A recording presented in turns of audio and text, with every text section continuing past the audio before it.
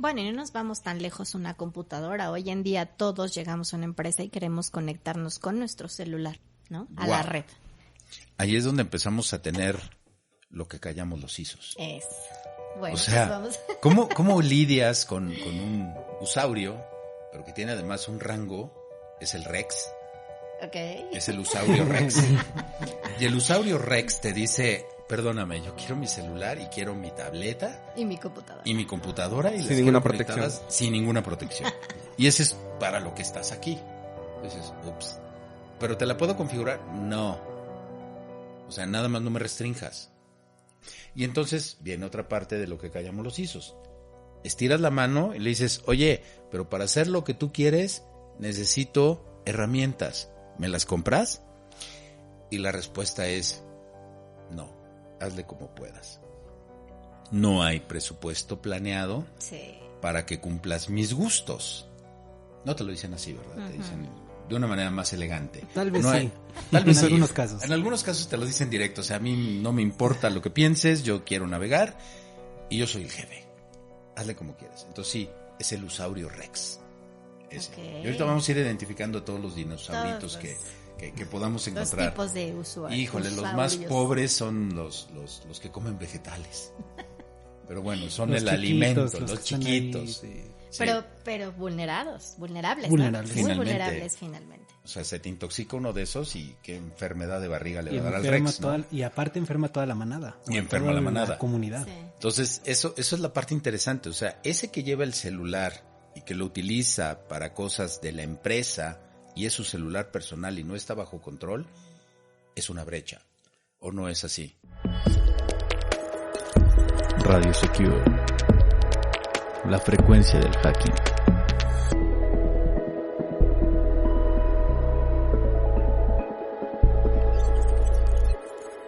Bienvenidos a su podcast Radio Secure. Estamos finalizando temporada y el día de hoy vamos a hablar sobre lo que callamos los ISOs. Y bueno, pues le doy la bienvenida a Mitch Loranca. Él es nuestro hacker ético. Gracias por estar aquí. Muchas gracias. Hola a todos. Y como siempre también le damos la bienvenida a Serge. Hola Yaquillas, ¿cómo están? Nuestro especialista en ciberseguridad. Muy bien, gracias por estar aquí nuevamente. Y bueno, para hablar de este tema, chicos, pues vamos a darle la bienvenida a nuestro invitado, Héctor Méndez. Él es IT Security Coach con más de 25 años de experiencia. Héctor, gracias por estar aquí y por regalarnos este espacio. Muchísimas gracias, muy honrado en estar con ustedes. Platícanos, Héctor, ¿quién es Héctor Méndez?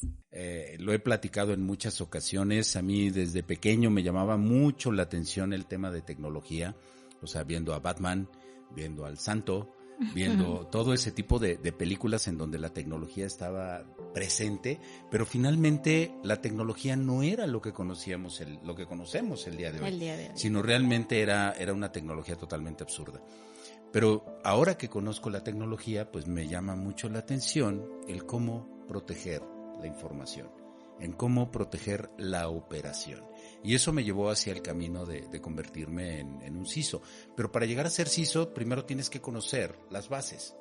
Y las bases son la tecnología, las redes, de dónde vienen. O sea, tengo yo un dicho le aprendí a un gran señor y dice, siempre ve al retrovisor. Porque siempre nos la pasamos viendo hacia el frente o hacia los lados, pero el retrovisor representa algo bien importante. Para mí el retrovisor es ver de dónde vengo, no es ver qué pasé, no es ver si viene alguien detrás de mí, sino es ver en la vida qué es lo que traigo atrás, cuál es mi historia. Ese es Héctor Méndez. Perfecto. Hace rato comentaste, para llegar a ser un CISO, ¿nos puedes explicar qué es un CISO? Lo voy a explicar en palabras muy simples y muy llanas. Claro, totalmente. Eso es lo que queremos escuchar. El cadenero es el que te dice qué sí puede pasar, qué no puede pasar para una organización o para una red de sistemas. O, obviamente, para un gobierno o etcétera, etcétera. ¿Por qué? Porque tienes cosas delicadas. Tienes cosas que tienes que saber quién sí entra y quién no entra.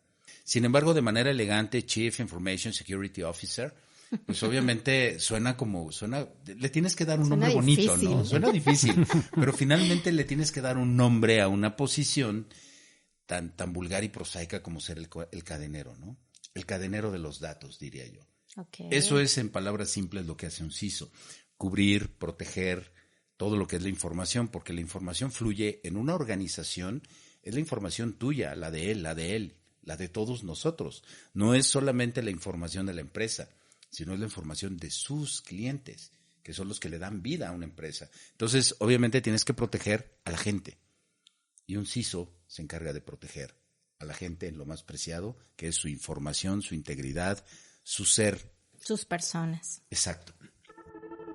El CISO es esa persona que traduce todos esos problemas técnicos, todos esos riesgos en temas de ciberseguridad a un lenguaje que los altos mandos puedan entender. ¿Y qué puede ser esto? Riesgos, pérdidas monetarias, pérdidas hacia el negocio, ¿no? Y también digamos que el CISO es la figura más importante en una organización en cuestiones de ciberseguridad. Para ti como hacker, ¿es mucho más fácil entrar en un sistema que está mal organizado, que está mal planeado, que entrar a un sistema que tiene muchas herramientas, que tiene políticas? Esto se traduce obviamente a lo mejor en la cantidad de personal, en la cantidad de gente que está revisando, que está monitoreando todos estos sistemas. Sí, si consideramos que hay organizaciones que no tienen alguien que empiece a implementar lo que se requiere de seguridad para que no haya un ataque, o al final tienen alguien que le dice tienes que solucionar todo esto que está ocurriendo en la organización y tienes un mes para hacerlo, evidentemente van a empezar a quedar brechas o datos que no van a poder proteger, y ahí es donde uno va a aprovechar para atacar. Fíjate que acabas de comentar, algo bien interesante. Y vámonos a lo más sencillo. Yo me compro una máquina, yo usuario mortal, común y corriente, me compro una laptop, me compro una computadora, y lo primero que hago es encenderla y conectarla a internet. ¿Quién me dijo, como usuario, qué es lo que le tengo que configurar, cómo la tengo que configurar? A mí me basta con que prenda. Y se conecte a internet. Entonces, de ahí viene un término que yo utilizo mucho, muy a menudo, que se llama usaurio. O sea, es el usuario, pero es terrible. Es como el tiranosaurio. O sea, y te consume. Y ese tipo de errores, cuando tú lo multiplicas en una organización que tiene 300 usuarios, que tiene 1,000 usuarios, que tiene 5,000 usuarios, que tiene 50,000 usaurios, es una manada de dinosaurios increíble. Y todos son de diferente especie. Unos consumen vegetales y otros consumen carne. Entonces, definitivamente, y creo que dije mal lo de especie, por ahí me disculparán, pero porque no es especie, sino son diferentes tipos de dinosaurios, ¿no? Entonces, cada uno está el de mercadotecnia que quiere acceso a todo, incluso al Spotify y demás. Entonces te pone a sufrir, ¿no? A LinkedIn, y además quiero estar en Facebook, o sea, todo lo que es vulnerable lo quiere. Y lo mismo sucede con el comercial. Cuando el comercial es de los más delicados, ¿por qué? Pues porque tienes que vender. O sea, tu obligación es vender mi producto. Está el de operaciones. A lo mejor estoy produciendo algo en máquinas, ¿no? No sé, una textil o una petrolera, en donde ya son máquinas las que producen. La producción de energía, el agua. O sea, y tal vez toquemos algo de algunos temas de infraestructura crítica, pero esos temas de infraestructura crítica dependen de personas. Uh-huh. Y si estas personas son usaurios, estamos fritos. Tenemos un gran problema. Sí, de hecho, aquí yo te quería preguntar, no sé si tienes algún caso que nos puedas contar, que te tocó lidiar en alguna brecha de un ataque. Sí, claro. Voy a tratar de omitir los nombres. Claro, sin comprometer a nadie. No, lo voy a platicar como una experiencia así, tal cual, como si lo hubiéramos visto en Netflix. El primo de una amiga, sí. En alguna ocasión llega una auditoría de una gran empresa, de una gran firma súper reconocida a nivel mundial. Y nos dicen, pues necesitamos acceso a la red. Ok, está bien, pero tienes restricciones, porque la red ya tiene políticas justamente para proteger. Pero necesitamos conectarnos a nuestro correo corporativo, necesitamos conectarnos a nuestra página y necesitamos mandar tus datos hacia nuestros servidores. O sea, perdón, eso no se puede, a menos de que tengas ciertos elementos de seguridad que puedan garantizar la comunicación entre lo mío y lo tuyo. Porque por papel, aquí viene otro tema, que es el tema legal. Y el tema legal tiene que estar muy amarrado. Entonces, si te voy a compartir información, pues me tienes que firmar una responsiva de lo que estás recibiendo. Esa es otra historia, de lo que también callamos los CISOs, y que nos tenemos que meter en temas legales, pero a veces tampoco te ayuda mucho, ¿no? Entonces, resulta ser que se meten a la red se los prohibimos por política y porque los elementos de ciberseguridad están configurados para que esto no suceda y tienes que romper la regla por ellos. Pues van y nos acusan con un alto directivo y el alto directivo baja un Rex. Pues imagínenselo con sus manitas así chiquitas. Enojado, y corriendo y gritando enojado, ¿no? Y te voy a comer, ¿no? Entonces llega y ok, está bien, les damos acceso. Nos cayó un ransomware. Justamente, pero no fue por un usaurio interno, fue un usaurio externo. O sea, otra manada vino y contaminó mi manada. ¿Me explico? Entonces, casos como esos, afortunadamente el equipo de respuesta fue bastante bueno, jamás se lo reconocieron, pero resolvimos, en 15 minutos se detuvo el ransomware, se evitó la contaminación y finalmente fueron cerca de 60, 70 máquinas infectadas que se pudieron aislar. Para recuperarlas fue todo un gorro, pero no fue toda la empresa. No afectó al tema de servicio, al tema de operación, no lo afectó. ¿Y sabes quién? Lo que callamos los ISOs. ¿Quién nos dijo? Bravo, qué bien hicieron su chamba. Para eso están, para eso están. Para eso les pago. ¿Por qué se tardaron tanto? Te lo dije, no dejemos meter extraños. Y tú me dijiste, déjalos entrar. Ok. Y fue una historia que terminó bien. Terminó bien. ¿Qué hubiera pasado si hubieran infectado más internos, si hubieran comprometido los sistemas? Ahí, ¿qué es lo que llega a pasar? Pues que te piden un chorro de lana, ¿sí? Por el secuestro del dato, de la información, de los equipos, y finalmente te quedas sin operación. ¿Y a quién van a culpar en este caso? Al CISO.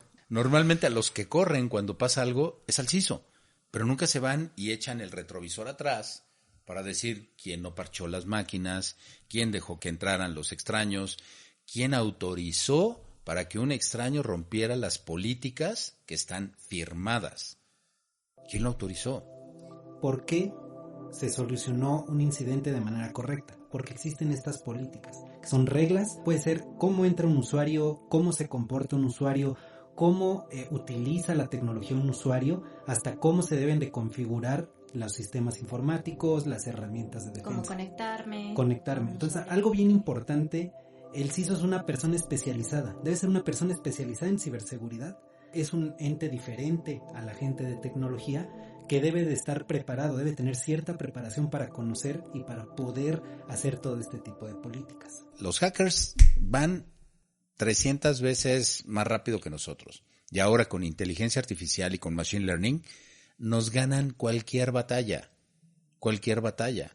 Entonces, en alguna ocasión cuando me pasó ese tema que me preguntaste de la experiencia que tuvimos, te lo juro, me sentía como Bruce Willis combatiendo a los rusos, porque también ya me pasó combatir a rusos, a hackers rusos, y era yo con mi resortera, ¿no? Y a ver cómo te avientas, y estos cuates traen tanques. AK-47, tanques, lanzallamas, y pues yo con mi resortera, ¿no?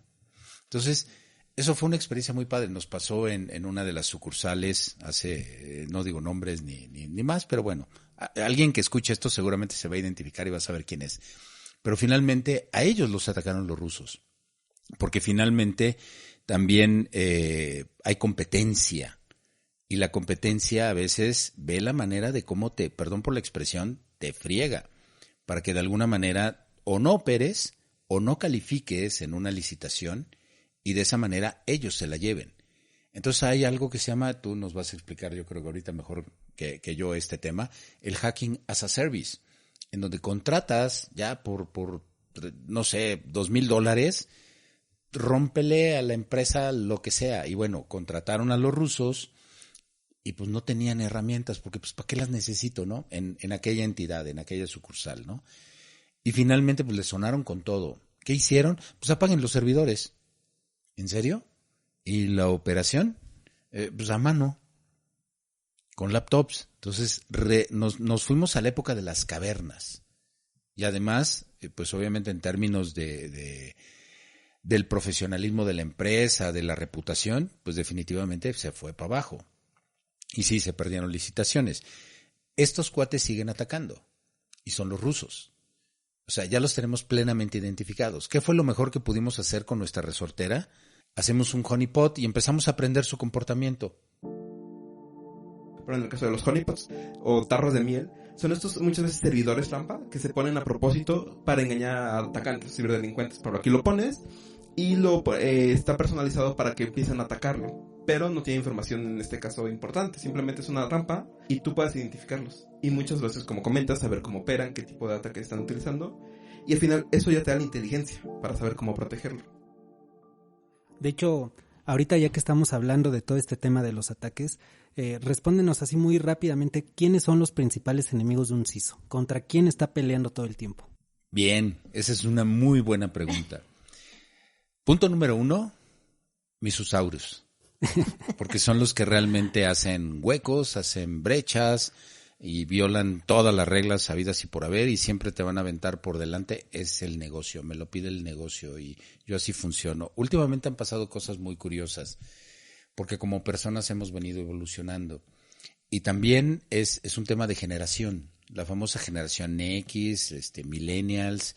Y perdón, ahorita los chavos ya vienen súper revolucionados y dicen, yo todo lo quiero hacer desde mi teléfono, yo necesito conectar a internet permanentemente. Entonces ya te ponen a sufrir porque estás hablando de manejar o administrar una red viejita que no está tan renovada y que obviamente también los aditamentos de ciberseguridad que tienes, pues ya también tienen su tiempo y los has venido adaptando y siguen funcionando.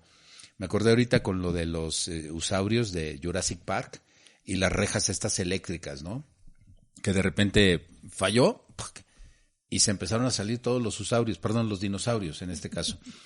Y empezó a ver la corredera del mundo, ¿no? Y los más abusados, hablando ya de enemigos, son los velociraptors, que se comunican entre ellos y te dicen y ven cómo te atacan y crean una estrategia. Para mí, los velociraptors serían los hackers. Porque saben, se entienden entre ellos, utilizan la dark web, la deep web, inclusive a la gente ya la analizaron, ya la estudiaron, ya saben quiénes son las cabezas dentro de una empresa y saben sus vulnerabilidades personales.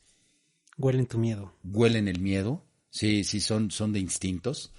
Justo lo que te iba a preguntar, ¿cómo ves o cuál es tu visión frente a un hacker? Digo, sabes que te están atacando. Que más bien en este caso, haciendo esta aclaración, estaremos hablando más de un ciberdelincuente, ¿no? Exacto. Okay. Sí, porque ya el término hacker es alguien que vulnera todo lo que son tus sistemas, todo lo que es tu infraestructura. Hoy día, por ejemplo, hay herramientas de ciberataques que ya están automatizadas. Por ejemplo, en la guerra entre Rusia y Ucrania, lanzaron a través de internet una cantidad de herramientas impresionante que nos llegaron hasta acá y le llegaron a todos los países y a todas las empresas. Y era ver a quién le caía, ¿no? La pandemia también llegó a utilizar una ciberpandemia en donde justamente el ransomware es el COVID largo, es el long COVID de los ciberataques. Porque finalmente empezó y se desarrolló más. ¿Por qué? Porque la gente se fue a casa. Y desde ahí pues empezaron a vulnerar también. Entonces no puedo yo encasillar como cuál es el número 1, el número 2 o el número 3, sino realmente es el conjunto completo entre los usuarios, que son los que permiten, o es la tecnología mal manejada, o es el que no tenga una actualización, que también tiene su tema y tiene un tema de negocio. Por ejemplo, yo no puedo hacer actualizaciones en servidores porque resulta ser que mi aplicación tendría que ser cambiada porque todavía sigo utilizando servidores en Windows 2000. Tú dices, pues ya quién te parcha Windows 2000. Ya no tienes parches en Windows 2000. Entonces viene desde ese punto y como no lo puedo parar, entonces es un tema de planeación. Es un tema de planeación estratégica y es un tema, perdón que lo diga así, de mala planeación por parte de una dirección de informática. Porque tiene que ver la manera de cómo continúan los servicios y cómo actualiza los servicios, no cómo sobrevive con lo mismo. Entonces, esos son de los grandes errores que también nos enfrentamos los ISOs. Porque finalmente tienes que ver y lo sufrimos y lo disfrutamos. Son retos también al final del día. Entonces, sí, los hackers para nosotros representan como la cereza del pastel. Y es algo que sí, al igual que como un hacker disfruta cuando puede lograr lo que tiene como objetivo, también los ISOs disfrutamos cuando los podemos detener. Pero más aún cuando nos anticipamos y podemos decir, por aquí viene. o esta vulnerabilidad me va a traer. Y lo que tú comentabas hace un momento de los honeypots para poder detectar son valiosísimos. ¿Por qué? Porque obviamente te puedes anticipar. Pero hoy día ya la inteligencia de ciberseguridad va justamente a Dark Web y Deep Web a buscar, porque ya te publican ahí. Actualmente se está usando también mucho Telegram. O sea, sí son foros de la Dark Web, también es Telegram, donde se comparten en muchos grupos, filtraciones, herramientas. Y ahí sí muchas veces son por ciberdelincuentes. Y lo hemos visto a nivel estadístico en muchos países, pero el ingreso que están teniendo los hackers por este tipo de actividad supera muchas veces el Producto Interno Bruto de un país. O sea, está cañón. O sea, realmente es el negocio, y no lo digo por comercial ni porque realmente sea algo bueno, porque realmente es un delito. Cuando tú vulneras la seguridad de alguien de la manera que sea, es un delito. Ahora que estamos metidos en lo de la nueva ley de ciberseguridad para México, hay un tema aquí bien importante, porque tienes que tener un protocolo de interacción entre diferentes países y hay un código en el cual se adhieren los países para poder colaborar entre ellos. ¿Por qué? Porque si a mí me vulnera alguien que viene de Rusia, yo no puedo actuar, porque mi ley, por muy mexicana que sea, jamás va a poder decir apresa a aquel cuate que está en Rusia. Y además, ahí seguramente tú vas a saber muchísimo más que yo en este sentido, pues realmente vas brincando de servidor en servidor y los servidores son invisibles y lo vimos en algunas demostraciones que nos hiciste favor de hacernos, en algunos otros podcasts, en algunas exhibiciones y hace ratito también. Todavía sigo sorprendido, pero finalmente puedes imitar, ¿sí? O sea, puedes tener IP spoofing, puedes tener Mac spoofing y realmente ser un imitador de una máquina que podrías considerar amiga. Los equipos son tan simples que finalmente dicen, sí, yo te reconozco. Y como te reconozco, pues te dejo pasar, porque sé que eres una base de datos. Cuando alguien hace una IP spoofing, que ahorita nos explicas. O Mac spoofing. O una Mac spoofing, que realmente es como una huella digital de las máquinas, finalmente, es el identificador de cada máquina. A lo mejor ya me adelanté un poquito a tu explicación. Sí. Pero finalmente lo que hacen es eso, para interactuar entre ellas. ¿Ok? Se les llama relaciones de confianza. Una máquina confía en otra máquina. Esa es la principal vulnerabilidad de una máquina. Ojo, anotémoslo y vamos a revisar esto dentro de 5 años para ver si es cierto que la vulnerabilidad de una máquina es confiar en otra máquina. Y aquí viene el tip para la inteligencia artificial y la ciberseguridad en inteligencia artificial. Tienes que crear inteligencia artificial que aprenda cómo combatir a la otra inteligencia artificial y se van a reconocer entre máquinas. Cuando tienes una plaga, utilizas a su contrincante de manera natural y lo elimina. Sin embargo, tienes el riesgo de que eso te afecte el resto del ecosistema. Lo mismo sucede. Entonces, yéndonos ya más puntualmente a la pregunta de quiénes son mis enemigos, por quién me preocupo más, pues definitivamente es la mezcla de todo esto, entre los usuarios, los hackers, los hacktivistas, y hay de muchos sabores y colores, ¿no? Las tendencias y obviamente también la carrera que tienen las empresas por ser mejores. Curiosamente es algo que te juega en contra. Si tú no sabes para dónde va, si tú no sabes cómo va a llevar su nebulización y si en lugar de hacer una mudanza hacia una nube realmente va a construir algo sobre una nube, algo nuevo en la nube, porque eso de llevarme mis trastos viejos al departamento nuevo, así súper chido con servicios integrados y demás, no me va a funcionar, no me va a caber el refri, para empezar. No me va a caber la cómoda de mi abuelita, ni el tocadiscos, ni los acetatos que tenía. Perdón, ya hay Spotify, ¿no? No Claro. necesito llevármelo. Entonces, tienes que utilizar lo que tiene hoy día la tecnología. Claro. También me gustaría preguntarte, ¿qué pasa el después de un hackeo? O sea, me imagino, y estoy escuchándolos, pero me imagino que todo el tiempo vives en prevención, en estrés, en pelear con las personas, bueno, no pelear, pero sí pedir tanto a los usuarios como a la persona a quien le reportas, pero también qué pasa después de un hackeo, o sea, ¿cuál es tu sentir? ¿Qué viene después de un hackeo? Lo primero es la consecuencia. Vino el hackeo y me pateó. ¿Y quién tiene la culpa? El CISO, por supuesto, ¿no? ¿Y a quién van a culpar? Al CISO, finalmente, ¿no? Pero realmente son sentimientos encontrados. O sea, obviamente va a haber frustración si no lo logré detener, si no lo logré identificar. Hasta el día de hoy, el equipo con el que he contado ha sido tan valioso que han podido contener ataques inclusive a distancia en otro país en menos de 15 minutos. Entonces es gente sumamente muy, muy, muy valiosa. Desde aquí les mando un saludo. Ellos ya saben quiénes son. Bueno, Iván y Miguel. Saludos. Saludos a ellos. Son unos fregones y un día entrevístenlos también. Súper. Pero realmente ellos son los que están en la operación. Pero tienes que tener, número uno, una estrategia. Es ahí donde entra el CISO. Es que dirige al barco. Exacto. Y número dos, tienes que tener gente capaz que pueda responder a lo que comentaba hace un momento. Si no lo detuviste, es una frustración enorme. Además de que te van a cortar el pescuezo, ¿no? Pero finalmente es una frustración, es una sensación de no lo pude lograr. Si tu equipo y tú lo logran, porque no es trabajo de un CISO, es trabajo de un equipo. Si tu equipo multidisciplinario muchas veces lo logra, es una satisfacción enorme. Pero no te puedes quedar, yes, lo logré, ¿no? Porque ahora viene la recuperación. O sea, es como, yo también lo comparo mucho con las pandemias y lo comparo mucho con las enfermedades. Entonces, ¿qué pasa? Voy a hacer la pregunta al contrario, ¿no? ¿Qué pasa cuando dices, tienes COVID? Pánico. Me va a dar, puta, ¿qué va a pasar? No quiero caer en el hospital.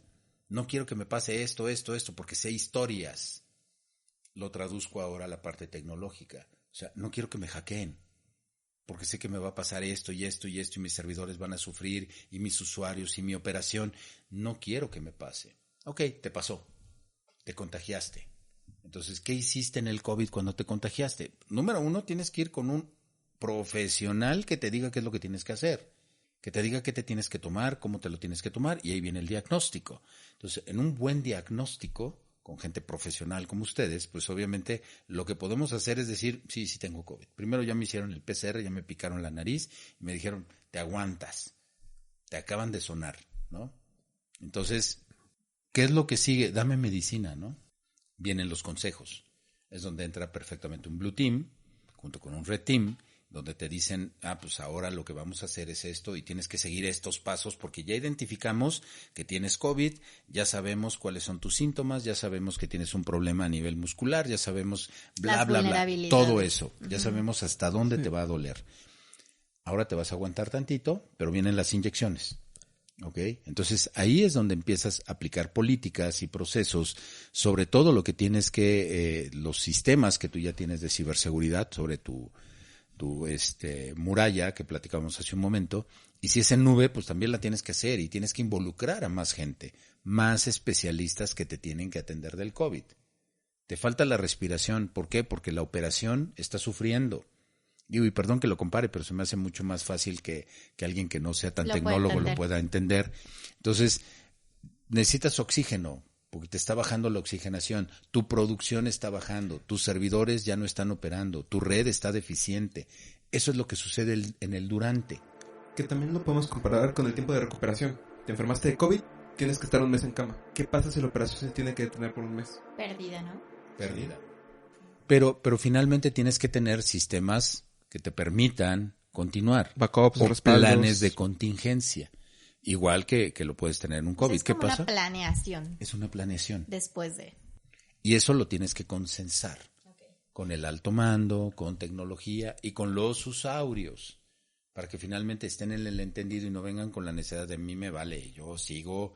¿Qué le pasó a la gente que se contagió de COVID y dijo, me vale, yo voy a trabajar? Sí. Contagió a otros.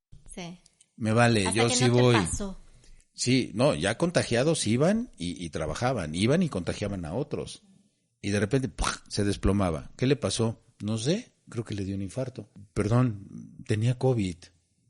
Híjole, no sabía. Lo mismo sucede en los sistemas. Cuando un sistema se llega a caer, o sea, realmente es porque algo pasó, algo le pasó a ese sistema. Entonces, sea una falla humana, sea una falla de tecnología o sea realmente un ataque. Y aquí lo importante es que existe una estrategia para prevenir. Pero ¿qué es lo que pasa cuando esta estrategia falla?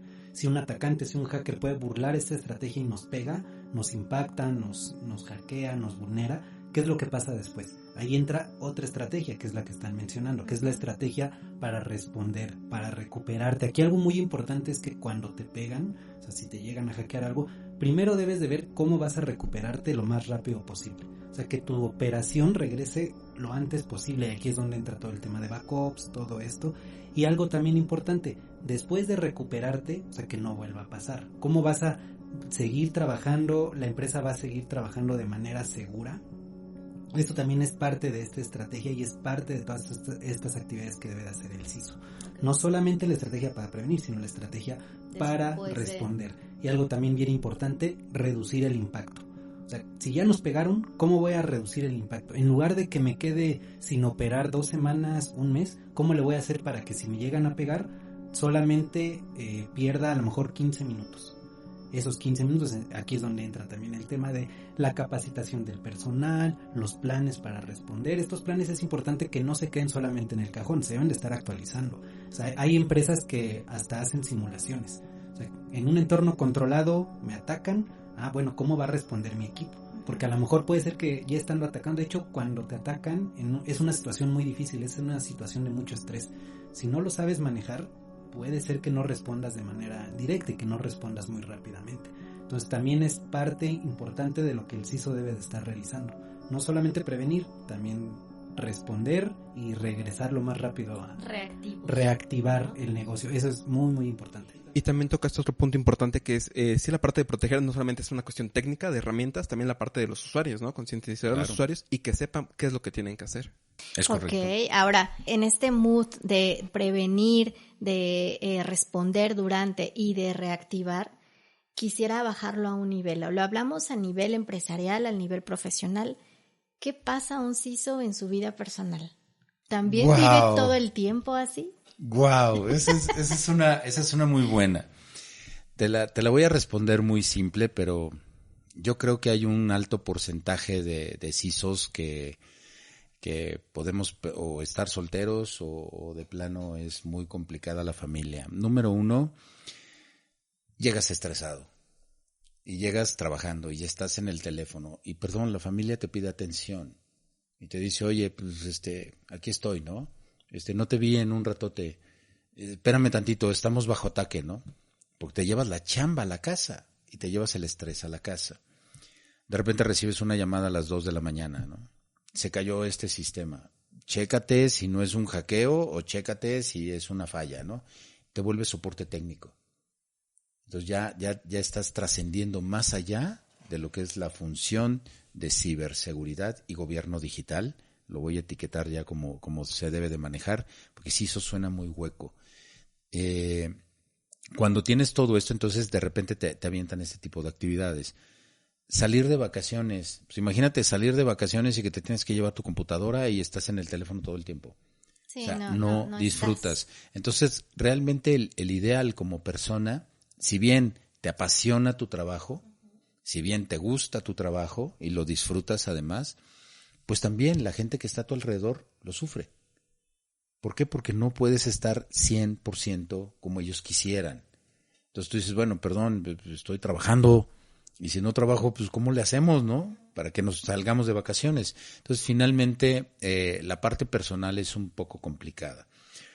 Te tienes que seguir capacitando y eso implica te tienes que ir a cursos o tienes que buscar cursos porque tampoco te los dan.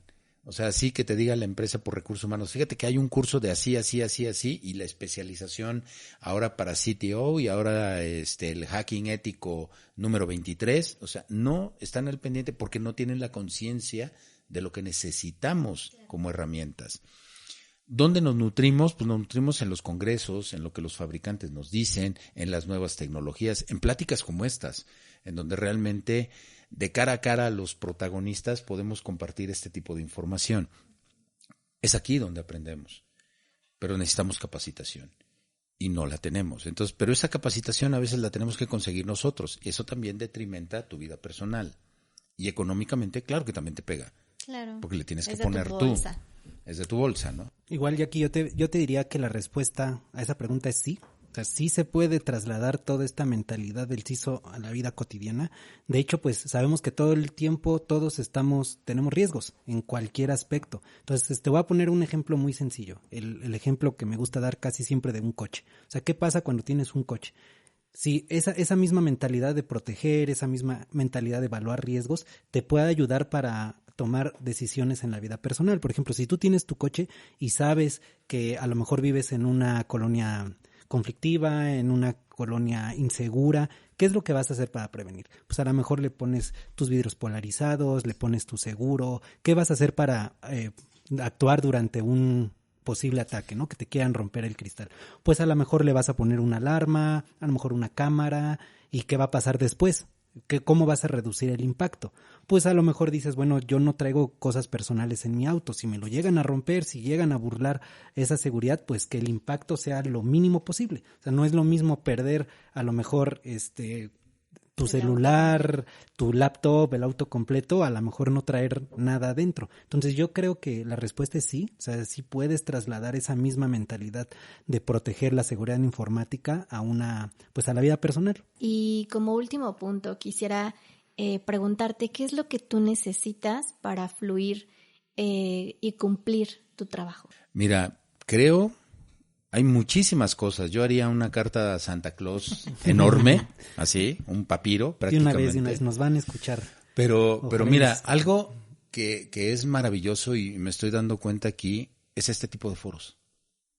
Porque aquí hemos hablado de todo lo que nos duele a los CISOs, lo que callamos. Era lo que callamos y lo que nos duele. Lo que callamos, lo que nos duele, lo que sufrimos, vamos a hacer, el próximo va a ser la Rosa de Guadalupe de los CISOs, ¿no? Entonces, pero básicamente si tenemos este tipo de foro y esto llega a donde debe de llegar, la información que estamos manejando es vital.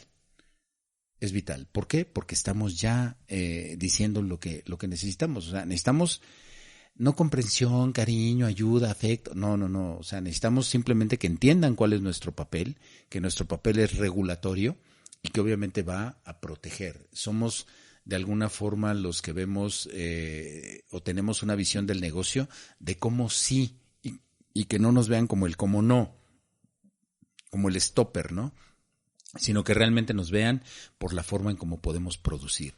Y de ahí todo lo demás se suelta. Herramientas, presupuesto, gente, capacitación. O sea, todo eso es lo que de alguna manera necesitamos. Pero este foro a mí me pareció una mina de oro. De verdad, agradecido con el foro y la apertura que tuvieron, porque definitivamente yo no he visto, o de los que yo conozco, solamente lo hablamos entre amigos. Y aquí me sentí entre amigos. Gracias. Muchas gracias. Muchas gracias. Muchas gracias a ustedes. Muchas gracias. Esto fue Radio Secure, un podcast de Intelligent Networks.